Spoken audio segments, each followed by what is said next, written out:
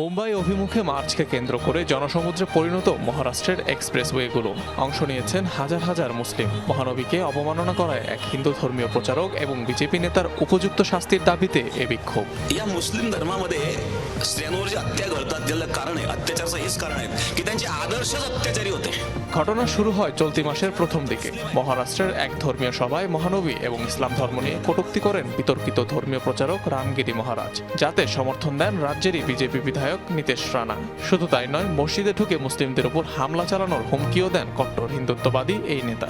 हमारे रामगिरी महाराज के खिलाफ अगर कुछ भी मस्जिद तुम लोगों ने किसने भी की तो तुम्हारे मस्जिदों के अंदर आके चुन चुन के मारेंगे, इतना ध्यान में रखो।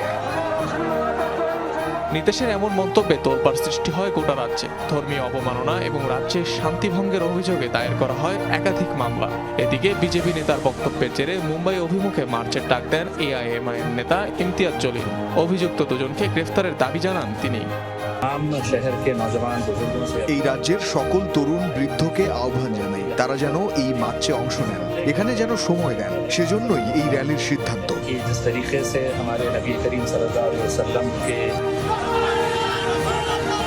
সোমবার সকালে মহারাষ্ট্রের আরঙ্গাবাদ থেকে শুরু হয় মুম্বাই অভিমুখে এ যাত্রা।